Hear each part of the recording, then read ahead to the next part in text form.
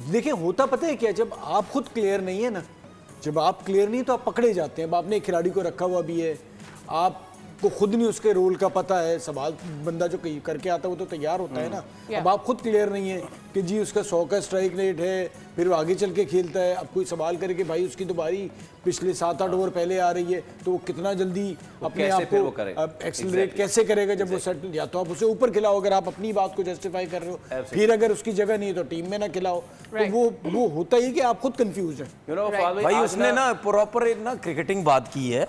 उसने ये बोला कि भाई अगर अभिषेक शर्मा नहीं रन्स कर रहा, ठीक है, और सबको पता है ये जो दिमाग रखता है ना, जो क्रिकेट का दिमाग रखता है, जिसको समझ है, वो ये बात करेगा कि भाई उसका जो रोल है तेज खेलने का, अगर वो नहीं रन्स कर रहा तो साथ में उसने क्या बोला कि जब ऊपर से अच्छा स्टार्ट नहीं मिल रहा, 2-3 विकेट्स गिर रही है, तो मेरा काम है और दूसरे जो मिडिल ऑर्डर के हैं, जिस तरह उसने एग्जांपल दी लास्ट मैच में, मैंने जिस तरीके से बैटिंग की या मैं रुक गया, हालांकि उसको पता है कि मैं भी तेज खेल सकता हूं, लेकिन उसने बोला कि डिमांड जो होती है उसको देख के चलना है। हम क्या करते हैं यार, मतलब यानी इतना बड़ा, मैं क्या बोलूं, माफी के साथ इतना बड़ा उसने बात बोली है अपने क्रिकेटर्स को कि भाई बड़े हो जाओ, छोटे बच्चे मत बनो, ठीक है, एजेंडा बेस काम ना करो, ठीक है, धजियां ना उड़ाओ बाबर आजम की। उसने ये एग्जाम्पल दिया है कि अगर बाबर को भी ये रोल मिला हुआ है या इस नंबर के किसी प्लेयर को रोल मिला हुआ है, या मुझे सूर्या कुमार यादव या तिलक वर्मा को जो रोल मिला हुआ है, वो ये रोल मिला हुआ है कि ऊपर से आउट हो तो हमने इस तरीके से मैच को लेके चलना है। और साथ में उसने क्या बोला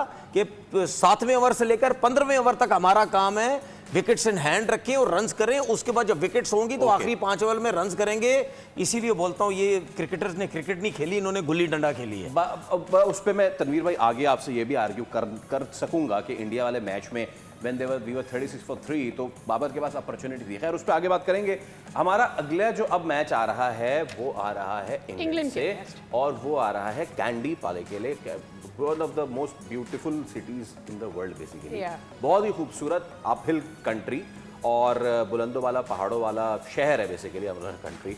but okay, now coming to Pakistan versus England, और एक्सपर्ट से जानेंगे इससे पहले कि भाई क्या किसका पलड़ा भारी है एंड ऑल, क्योंकि डू एंड डाई मैच बन चुका है। पाकिस्तान ये जीत के 3 पॉइंट कर सकता है, हार जाए श्रीलंका से तो फिर जीतना ही जीतना है, नहीं तो फिर अल्लाह अल्लाह। खैर सल्ला, हम आपको दिखाते हैं इंग्लैंड की, क्योंकि इंग्लैंड की भी रोलर कोस्टर राइड रही है वर्ल्ड कप में। जरा दिखाइए इंग्लैंड का जो जर्नी है सुपर 8 तक वो कैसी रही है, किन किन मैचों में किन किन टीम्स के खिलाफ इंग्लैंड ने क्या परफॉर्म किया। If you can show us, there you go, versus Nepal तो बिल्कुल समझे कि फ्रॉम द हुक्स, ओह वाह, the closest game of the tournament.